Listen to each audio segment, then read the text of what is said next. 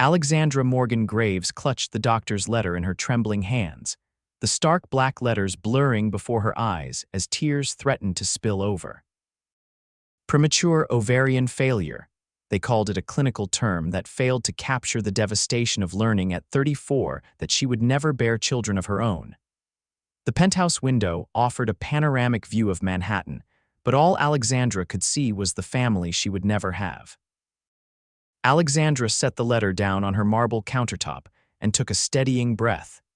She had built Morgan Innovations from the ground up, transforming her inheritance into a tech empire worth billions. She had more money than she could spend in 3 lifetimes, a stunning Manhattan penthouse, homes in Paris and Tokyo, and a collection of cars worth more than most people's homes. But the one thing she truly wanted a child of her own was the one thing her money couldn't buy. Her phone rang, jarring her from her thoughts. It was her assistant, Deanne. "Miss Graves, I'm sorry to disturb you, but the board is waiting for the quarterly meeting." Alexandra cleared her throat. "I'll be there in 20 minutes. She splashed cold water on her face, reapplied her makeup, and slipped into the armor she wore for the world, a perfectly tailored navy suit that cost more than most people's monthly rent. No one would see her pain. No one ever did. Across the city, Yates Mitchell stood in his tiny apartment kitchen, frantically making peanut butter sandwiches while keeping an eye on the clock. His 6-year-old daughter, Lily, sat at their small table, swinging her legs and carefully coloring a picture. "Daddy, I made this for my teacher," Lily said, holding up her artwork. "Do you think Miss Peterson will like it?" Yates smiled, his heart swelling with love for his daughter. "She'll love it, sweetheart. It's beautiful." He placed the sandwich in her lunchbox alongside a slightly bruised apple and a juice box, the best he could do this week.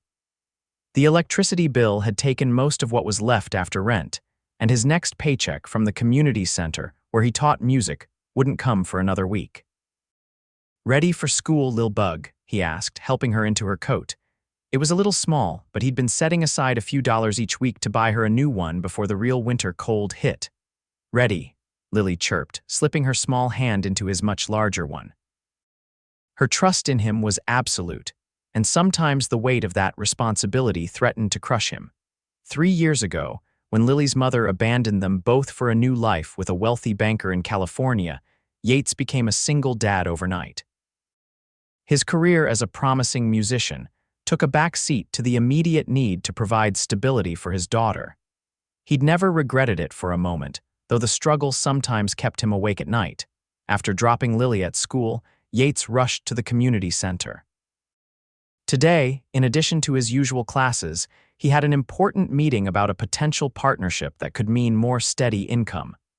"Mr. Mitchell," greeted the center director, Sandra Wilkins, "I'd like you to meet Alexandra Morgan Graves. Her company is considering a major donation to our music program." Yates found himself face to face with a striking woman in a perfectly tailored suit. Her dark hair was pulled back into a sleek ponytail, and her green eyes were assessing him coolly. Something about her seemed guarded, almost fragile beneath the polished exterior. Alexandra extended her hand. "Mr. Mitchell, I understand you're the heart of the music program here." Her voice was smooth as silk, but there was a tension in her shoulders that Yates recognized the posture of someone carrying a heavy burden while trying to appear effortless. "It's Yates, please. And I'm just one of many dedicated teachers," he replied, shaking her hand. Her grip was firm, her skin soft against his calloused fingers. "The kids are the real heart of our program." "I'd like to see that for myself," she said. "Would you mind if I observed one of your classes?" Sandra beamed. "That's a wonderful idea." Yates has his advanced guitar students coming in an hour. Later, as Alexandra sat in the back of the classroom, she was transfixed by the transformation in the man before her. The somewhat harried, slightly rumpled teacher became animated and passionate as he guided his students through complex chord progressions. His patience seemed infinite, his encouragement genuine. What struck her most was how he knelt to be at eye level with each child, giving them his full attention as if they were the only person in the room. It was something Alexandra rarely experienced in her world of corporate sharks and social climbers. When one girl struggled with a particularly difficult fingering, Yates gently placed his hands over hers, guiding her fingers to the right position. The girl's face lit up when she finally got it right, and Yates's proud smile was like sunshine breaking through clouds. After class, Alexandra approached him. "You're very good with them." Yates shrugged, a slight flush coloring his cheeks. "They make it easy. Kids just want to be seen and heard." "It's more than that," Alexandra insisted. "You have a gift." Their conversation was interrupted by a phone call. Yates apologized as he checked the screen. "I'm sorry, it's my daughter's school. I need to take this." Alexandra nodded, watching as his expression shifted from relaxed to concerned. "Is she okay? I'll be right there," he said into the phone before hanging up. He turned to Alexandra, worry etched across his features. "I'm sorry, my daughter has a fever. I need to pick her up." "Of course," Alexandra said. "Family comes first." There was something in the way she said family that caught Yates's attention, a flicker of something raw and painful in her eyes. "We can reschedule our meeting," she continued, reaching for her purse. Yates hesitated, then made a quick decision. "Actually, if you'd like to continue our discussion about the program, you could join me. Lily's usually pretty quiet when she's not feeling well, and it would save us having to find another time in your busy schedule." Alexandra was surprised by the invitation, and even more surprised that she found herself accepting. "Let me just have my driver bring my car around." 20 minutes later, they walked into the school nurse's office, where a small girl with Yates's same warm brown eyes and curly hair sat waiting, her face flushed with fever. "Daddy," she said, relief evident in her voice as she reached for him. Yates scooped her up immediately, pressing a kiss to her forehead. "Hey, lil bug, not feeling so great, huh?" Lily shook her head, then noticed Alexandra standing a few steps behind. "Who's that?" she whispered, though it was perfectly audible. "This is Miss Graves. She's helping with our music program at the center," Yates explained. "Miss Graves, this is my daughter, Lily." Alexandra smiled, feeling suddenly awkward. It had been years since she'd interacted with a child. "Hello, Lily, I'm sorry you're not feeling well." Lily studied her for a moment, then offered a small smile. "I like your shoes, they're sparkly." Alexandra glanced down at her Christian Louboutin pumps and chuckled. "Thank you, they're one of my favorites too." After gathering Lily's things and signing her out, they walked toward the parking lot. "We usually take the subway," Yates explained, "but given the circumstances." "My car is right here," Alexandra said, gesturing to a sleek black Tesla. "We can give you a ride home." Yates hesitated, pride warring with practicality. Lily's warm weight against his chest made the decision easy. "Thank you, that would be very helpful." The ride to Yates's apartment was quiet, with Lily dozing against her father's chest. Alexandra couldn't help but notice the tenderness with which Yates held his daughter, the way he absently stroked her hair and checked her forehead periodically for fever. When they arrived at his building in a modest neighborhood in Queens, Alexandra felt a momentary pang of discomfort. It had been a long time since she'd been in a neighborhood like this, the kind of neighborhood where she'd grown up before her parents' business took off. "Would you like to come up?" Yates offered. "We can still talk about the program, and I make a decent cup of coffee." Against her better judgment, Alexandra found herself agreeing. "Just for a little while. I have meetings later this afternoon." The apartment was small but tidy, with mismatched furniture that somehow worked together. What caught Alexandra's eye were the musical instruments, a guitar stand in the corner, a keyboard against one wall, and what looked like a homemade music stand fashioned from repurposed wood. "It's not much," Yates said, noticing her gaze as he settled Lily on the worn but clean sofa, covering her with a colorful knitted blanket. "But it's home." "It's lovely," Alexandra said, and was surprised to realize she meant it. There was something warm and inviting about the space, something her perfectly designed penthouse lacked. While Yates made coffee in the tiny kitchen, Alexandra found herself drawn to the collection of photographs on a bookshelf. Most featured Lily at various ages, always with Yates, the two of them beaming at the camera. There were no pictures of a woman who might be Lily's mother. "My ex-wife left when Lily was 3, Yates said quietly, coming up behind her with 2 mugs of coffee. "It's been just the two of us since then." Alexandra accepted the mug, their fingers brushing momentarily. That must be difficult, Yates shrugged. Some days are harder than others, but Lily is the best thing that ever happened to me. Every sacrifice is worth it. There was such conviction in his voice that Alexandra felt a lump form in her throat. She took a sip of coffee to hide her reaction, surprised to find it was actually quite good. "This is excellent coffee," she said. Yates smiled. "Music and coffee, my two non-negotiable expenses." They talked for nearly an hour, their conversation flowing naturally from the community center's needs to their own backgrounds. Alexandra found herself sharing stories about her early days building her company, while Yates told her about his brief career touring with an indie band before Lily was born.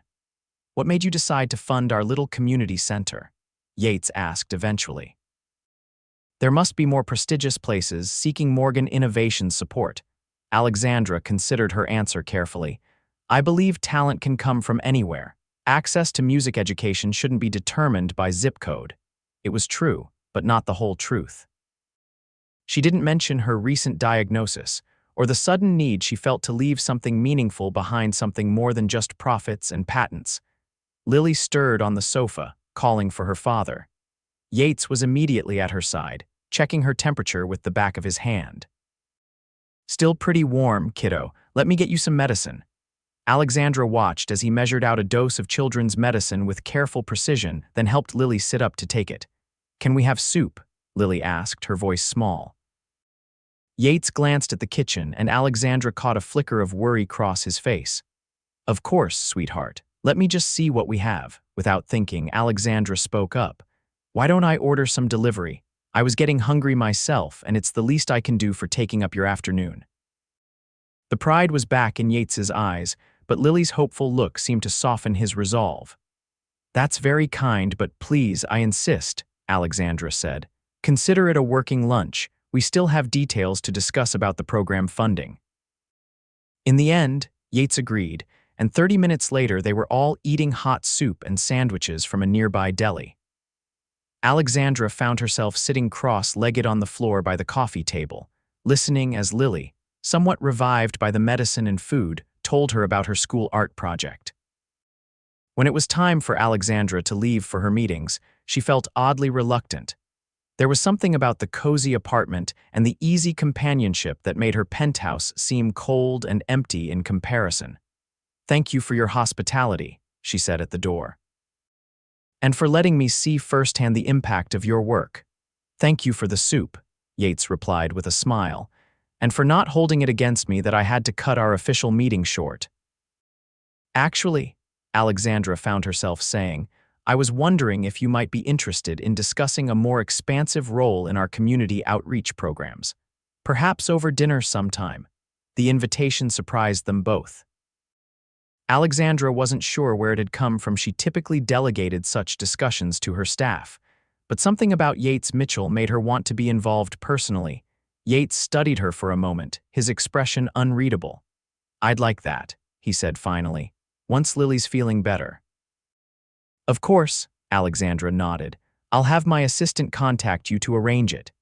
As her driver pulled away from the curb, Alexandra realized she was smiling, really smiling for the first time since receiving her diagnosis. She quickly composed herself. It was just business, she reminded herself.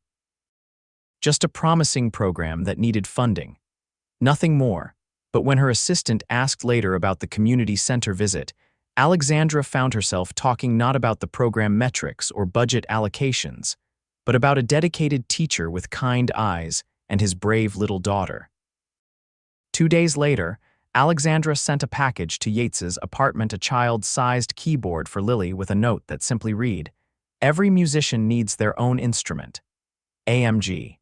She told herself it was just good business to cultivate relationships with program directors. The fact that she'd spent hours researching the best starter keyboard for children had nothing to do with the way Lily's smile had warmed something long cold inside her. Yates called to thank her, his voice warm with gratitude. "You've made a 6-year-old deliriously happy," he told her.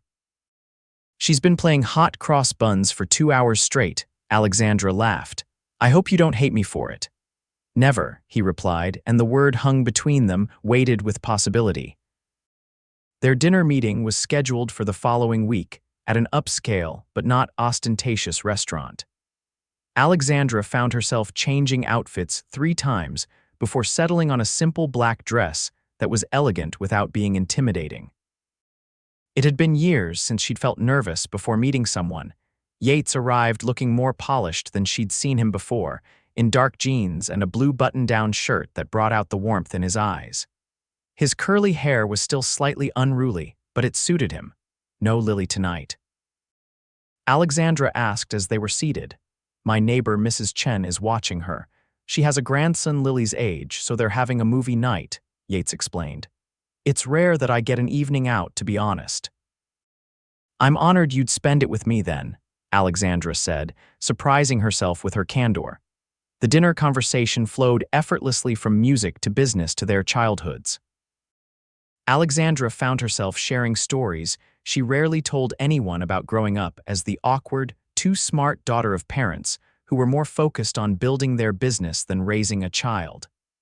"Is that why you never had children of your own?" Yates asked, then immediately looked apologetic. "I'm sorry, that's too personal." Alexandra took a sip of her wine, considering her answer.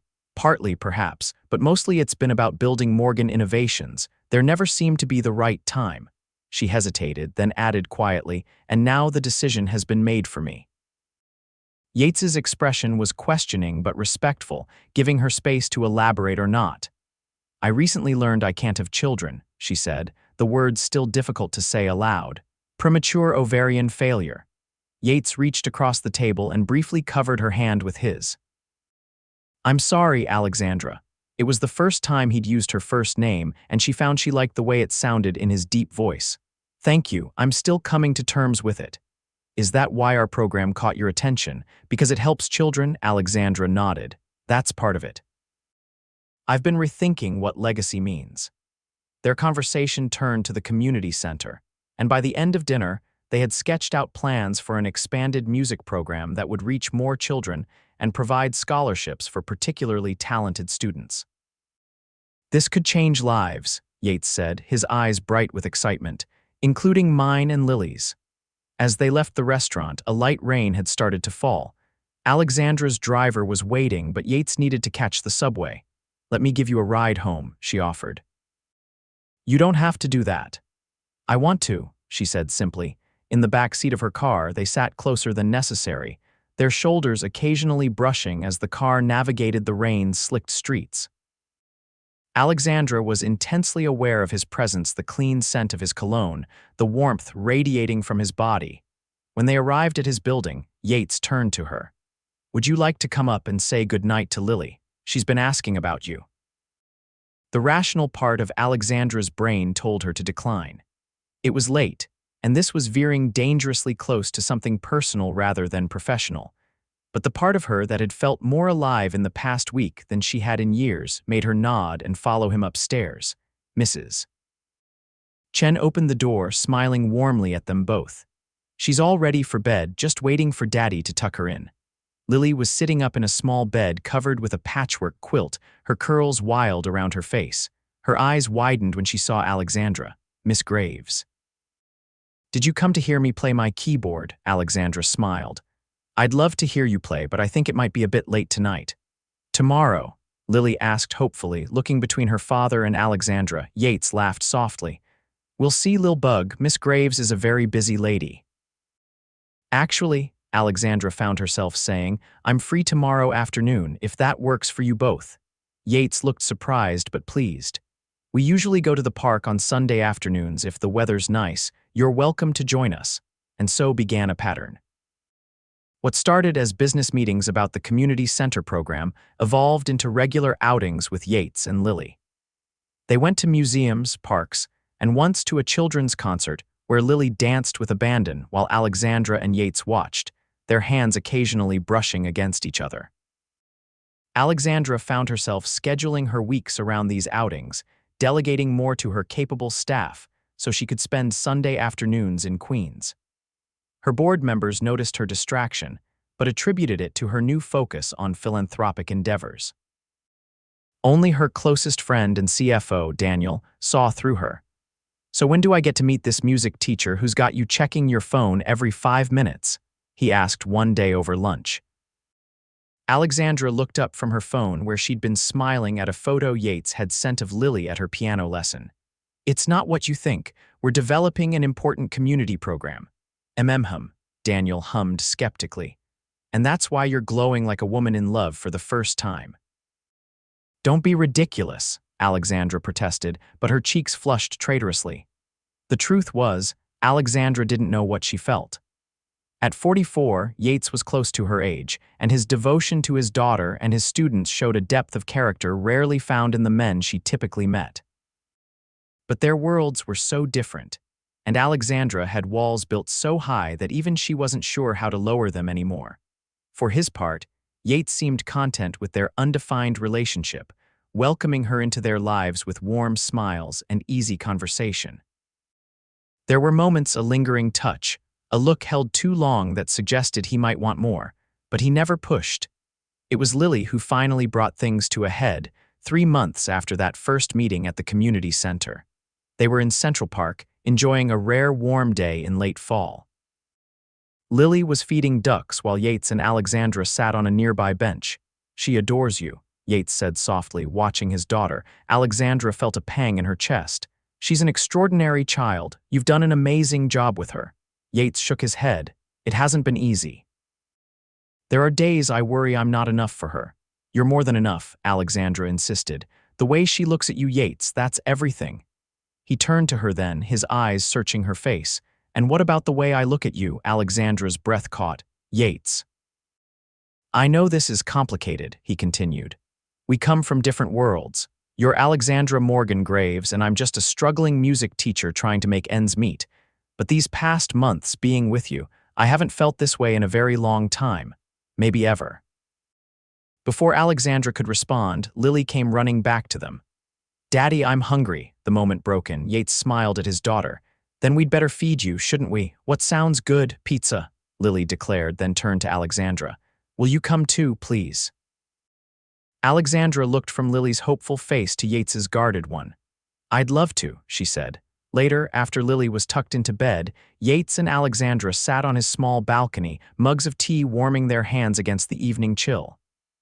"I should go," Alexandra said, but made no move to leave.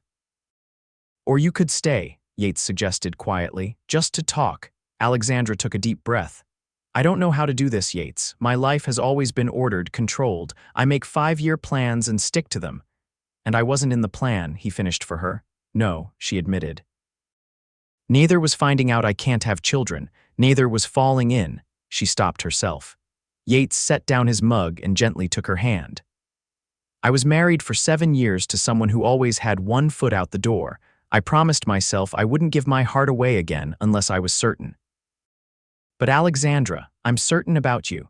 Alexandra felt tears prick her eyes. "I can't give you children," she whispered. "I can't give you more of what you love most in this world." Yates brought her hand to his lips. "Lily is my world, yes, but my heart has room for more love. And she already adores you. What if I'm terrible at it, being in her life like that? No one knows what they're doing as a parent," Yates said with a gentle smile. "We all just do our best and hope it's enough." "I've never even had a real relationship that lasted more than a few months," Alexandra confessed. "My work has always come first." "So we'll figure it out together," Yates said simply. "One day at a time." He leaned forward slowly, giving her time to pull away.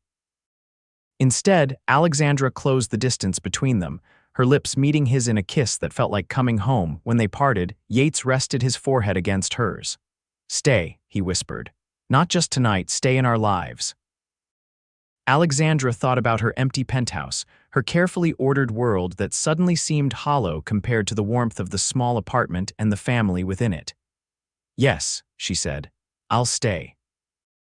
6 months later, Alexandra sat in the audience of the community center's spring recital, watching proudly as Lily played the piece she and Yates had been practicing for weeks. Beside her sat Mrs. Chen and several of the other community center teachers, all beaming as their students performed. Alexandra's hand rested on her lap, the diamond ring on her left hand catching the light. Yates had proposed 2 months ago, on a snowy evening when they'd built a blanket fort with Lily and spent the night telling stories and drinking hot chocolate. It wasn't the grand proposal most would expect for a billionaire CEO, but it was perfect for them. After the recital, Lily ran to her, throwing her arms around Alexandra's waist. "Did you hear me? I didn't mess up once. You were amazing," Alexandra said, hugging her tightly. "I'm so proud of you." Yates joined them, wrapping his arms around them both. "My two favorite women in the world." Later that night, after Lily was asleep, Alexandra and Yates sat on the balcony of their new apartment, a spacious place not far from Lily's school that combined Alexandra's desire for security with Yates's need for a homey atmosphere. It was one of many compromises they'd navigated as they blended their very different lives. "I have something to tell you," Alexandra said, a mix of nervousness and excitement in her voice. Yates raised an eyebrow. "Should I be worried?" Alexandra shook her head. "I had a meeting with the adoption agency today. They've approved our application for the preliminary stages." Yates's face lit up. "Really? That's wonderful news. It's just the beginning of a long process," Alexandra cautioned. "And with my age and our relatively new relationship, there might be challenges. We'll face them together," Yates said, pulling her close, "just like we do everything else." Alexandra rested her head on his shoulder, reflecting on how much her life had changed in a year. She had stepped back from day-to-day operations at Morgan Innovations, focusing instead on their foundation, which now funded music and arts programs in underserved communities across the country. She still attended key meetings and made major decisions, but her priorities had shifted. "Do you ever regret it?" she asked quietly. "Getting involved with someone who turned your life upside down?" Yates laughed softly. "Never. You didn't turn it upside down, you made it fuller, and watching you with Lily. Alexandra, you were born to be a mother." The words touched a place in her heart that had been wounded by her diagnosis. "Even if I can't have biological children, being a parent isn't about biology," Yates said firmly. "It's about love, and you have so much love to give." "I learned that from you," Alexandra said, kissing him softly. "You showed me what family really means." As they sat together under the stars, planning their wedding and dreaming of the family they would build together, Alexandra thought about the letter that had once devastated her. What had seemed like an ending had actually been the beginning of the most beautiful chapter of her life. She hadn't needed to have a child to become a mother. She just needed to open her heart to a little girl with wild curls, and her father with the kind eyes, a man who taught her that the most valuable things in life couldn't be bought, only treasured. "I love you both so much," she whispered against Yates's chest. "We love you too," he replied, holding her close. "Always will." And in that moment, Alexandra Morgan Graves, who had once accepted she'd never be a mother, realized she already was. Not in the way she'd imagined, but in the way that mattered most with her whole heart.